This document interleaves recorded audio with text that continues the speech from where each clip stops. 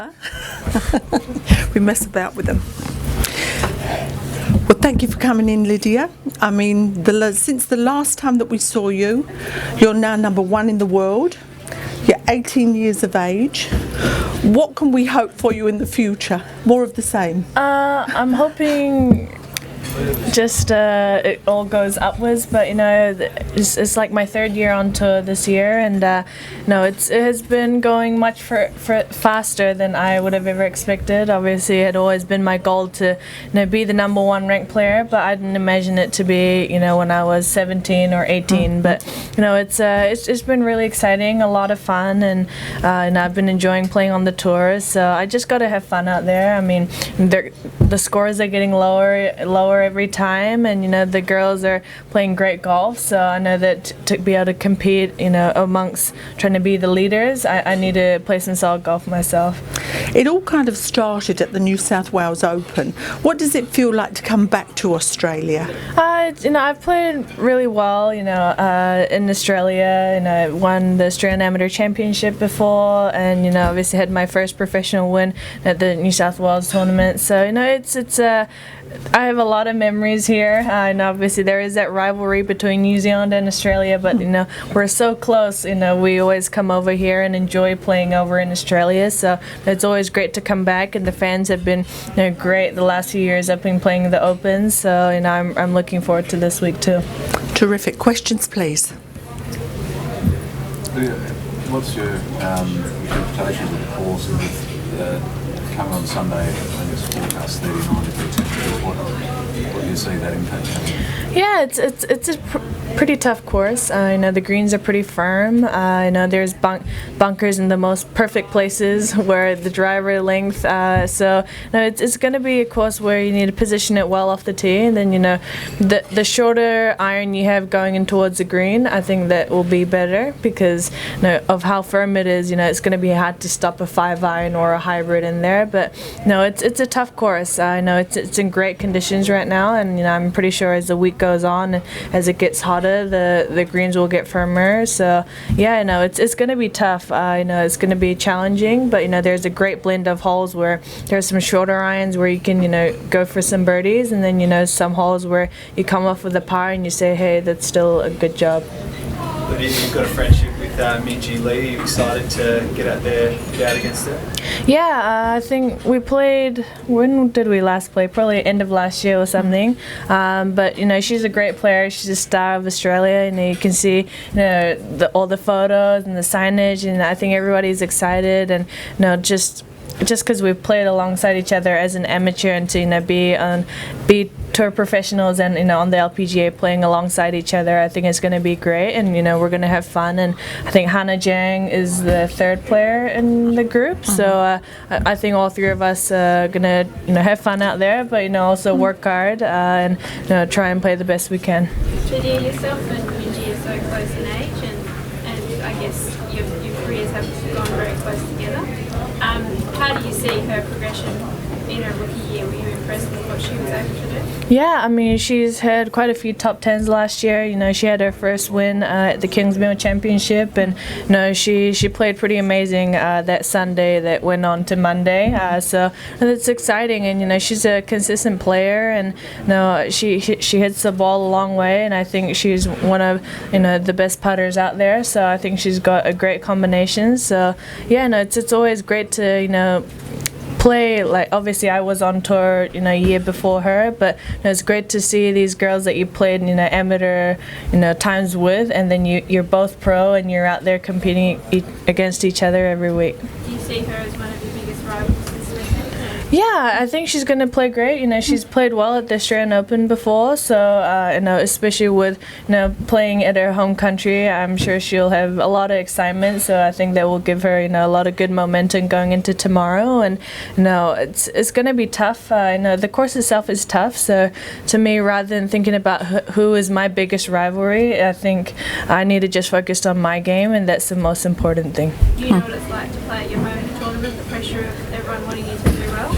Yeah, it's obviously last week. Last week at the New Zealand Open is probably where I've had the biggest crowds. I don't know what it feels like to be at the US Open in the final group. I've never been there, so I don't know the crowds in exact sense. But for me, I think last week or always the New Zealand Open has been huge crowds. So I do know what it feels like to play at home. But obviously there is that pressure where everybody's looking at you, wanting you to do the best. But I think that almost gives you another sort of energy where you want to play some good golf, and that kind of brings the best in you. And in New Zealand, following the Open there, you said you're going to donate your prize money to the earthquake relief. Can you tell us a little bit about the reasoning for that? It wasn't really to earthquake relief. I said I would donate to in some way to help in some area of New Zealand. No, I'm not really sure yet. We're still discussing about it. It has only been a few days, but it was something we discussed before the tournament. But I didn't want to say it before it started, just in case. And I don't want it to be out there, and that's kind of a one extra pressure. But I'm so happy that at the end of the day I got it done, and I'm able to donate it, and I think it'll go to a great cause, or in some way to grow New Zealand, or grow golf in New Zealand. Yeah. On the topic of prize money, what does it say about women's golf that this event has the highest prize money of any Australian men's or women's golf event this summer? Yeah, I think for the last 2 years, the Australian Open is the only event I've been playing in Australia. But I think it's just great. The legends keep coming back. Players like Laura Davies or Kari Webb, they're always coming here, and they're enjoying it. So it shows what a quality field is. But at the same time, I think the courses itself is a great platform, and I think the Australian Open, we play on some of the best courses we play all year, like Royal Melbourne last year, or here at the Grange. It's great conditions, and I'm pretty sure it is going to be one of the best we play all year. So prize money, at the end of the day, to me, I don't really think about it when I'm playing. I'm not going to think about, hey, this one shot is going to cost me $100,000 or $50,000. It would be stupid to think it in that relation of money, because then it gets almost a little too complicated. We're all going out there trying to make the most birdies we can, and trying to shoot the lowest we can. You spoke about the legends continuing to come back. Kari over 40. For you, how long do you see yourself playing? Do you see yourself doing that? I said I retire at 30. I think it's amazing, what Kari's doing. She's still won a few events. Even 2 years ago, she won the Founders Cup, and everything. It's amazing how. It shows how great of a player they are, even to this, long time, and it feels like their peak is still up there. So, Kari is a great player. I feel like she's one of the players with the best touch, which in short game wise. So, I'm always learning when I get to play alongside her, and she's great, and I think she's definitely opened up more opportunities in Australia, and you can see by players like Minjee following in the footsteps of Kari. And a bit of commentary around that you're just on another level here to the other players at the moment, and oh really? we don't have all the top 20 players here. Do you reject that notion that you're up above everyone else at the moment, or? Yeah, who knows what it is, but it's just because I'm the number one ranked player, it doesn't mean I necessarily win every week. I think that's the most important thing, and some people think that because you are number one you should win every week, and you're number two you should come second every week. I think if you came second every single week, you'd probably be the number one ranked player in the world. So it's kind of, I think all these rankings and points, they come after, what we do on the course. And, when we're out there, I'm not thinking about, she's number 40 in the world, or she's number 5th in the world. We're all out there, and we're all players, and we're all tour players. And I think that's an important thing. And I guess after that, after Sunday, then all the rankings come into place. But when we're out there playing, well, at least me, we're not thinking about, oh man, she's number one or she's number two. Yeah. Is there a finish at the Open here that you'd be happy with? Besides winning it? Is there a pass mark for you? I mean, this is a tough course. So to me, I think it's more, you know, me focusing on my game and trying to do the best. And you know, I think the real key for me is, I think, just to be patient out there. You know, it's a tough course, so I might have a lot of opportunities or I might not, but I need to, you know, stay real patient and, you know, try and give myself the most opportunities I can, and, you know, try and hold some along the way. But no, I don't really like to set, you know, tournament ranking or result goals at the end of the day. So it's hard for me to say, hey, something's going to please me. Yeah. You mentioned early on about how it's happened so fast, and you're number one. How do you deal with the pressure? Do you embrace it, or do you try and shut it out, or how do you? I think you know, I think my team has been really helpful in that sense, where they've been trying to keep me grounded. You know, even after a win, we're trying to go back on that Monday or a Tuesday and start over. You know, every week is a new week, and I think that way it's more, you know, just I'm focusing on what's in front of me, and you know. Yeah, it's everything's just really gone really fast than I would have ever imagined. So in some way, you don't know what's going to happen next. But I think that's the cool, or the beauty of the game, is that you could shoot 75 one day and then shoot 62 the next day, and I think that's the cool thing about it. So my team has really helped me to, you know, stay more focused on what's in front of me than think about everything else that's going on. And you know, all like media and everything, sometimes, you know, it does take up your time, but you guys wouldn't want to talk to me if I wasn't playing good golf at the end of the day. So, you know, it kind of comes with it, I think. So I really need to embrace it. You know, like I need to embrace the crowds that are out there. And you know, I played with, you know, Israel Dag, an All Blacks player, and he said, hey, you know, just embrace the fans. And I think that's the most important thing, just to embrace everything around you.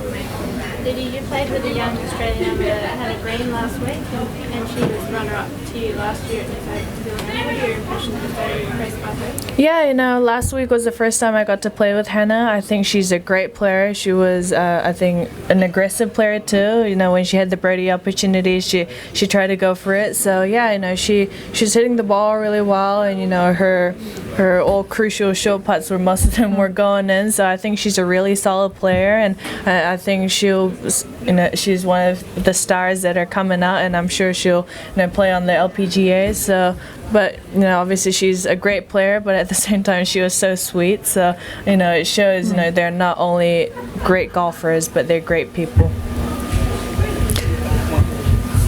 You won here last year. You won the first up last week. You had a really good break this time, for the first time probably in a long time. Do you find it easy to come back fresh like this, and can you continue to, you know, push hard at the start of the year? Yeah, I think it's important to kind of put a good rhythm, you know, going into the start of the season, because you know, it almost just, your rhythm kind of keeps going and going. You know, obviously I have the best Saturday in Ocala, but you know, still, you know, finishing tied third on my first event, I was happy with that. You know, no matter what happened on that Saturday, and you know, getting my first win of 2016 last week was really good, because you know, at the back of my mind I doubted a little, thinking, hey, you know, after Ocala, maybe it's not going to go so well this Sunday. You know, those thoughts kind of come. So I think my win from last year definitely helps, you know, momentum-wise, and you know, I think that I think we have 2 months off. I had a whole month where I didn't touch the club. I think that was really important for me to be really energized and fresh coming back. You know, it's a long season, you know. You only think, hey, there's 34 events, you know, on the calendar, but it's a long time, and you're away from home a long time, so there's a lot of stress physically and mentally. So to me, taking that month off was, I think, really important for me to just keep being fresh the rest of the season. Do you go back to the States, to your base, and say, you know, really great, come down to New Zealand, come down to Australia, and you know, keep these events rolling along and bubbling? Do you act as some sort of an ambassador? I think, you know, a lot of the players that have come here, they tend to just come back anyway because, you know, especially courses like, I think the Australian Open, the courses have been really nice the last, you know, few years, well, the years that I've played at least. Now, I don't remember one course that has been where like, oh man, it's so average, I don't want to go back, you know. All the courses have been fantastic. So I think the tournament itself, you know, speaks for itself. So, and, you know, especially here with how nice it is here, and, you know, I'm pretty sure there'll be great crowds throughout the week, so I think all of us will probably go back and say, hey, you know, it was a good week, so it'll be good to come back down next year. And obviously because we play in Asia after the Australian Open, the girls will probably tend to come back anyway. Yeah. Question, Matt? Okay, great. We're Matt's just like, on a final note. You've got your driver's license. Learners. You've got your learners. How's it going? Well, I'm definitely not driving over here. You know, it's confusing itself over in the States, so I'm just trying to learn with my car rather than get in different cars. And I mean, I've got a new car, Lexus RCF, and it's not one of the easiest cars to start off learning. You know, it's a fast car where I feel like I should be going 80 mile per hour, but I'm only going on like 30 mile per hour, so I'm not doing the car much justice. Right. But you know, it's been fun, and I've always been interested in driving. And everyone said it's like a golf cart, but they lied. It's nothing like a golf cart. But no, it's fun, and obviously I've still got lots to learn and road rules and everything. But Oh, great. yeah. Great. Well, thank you.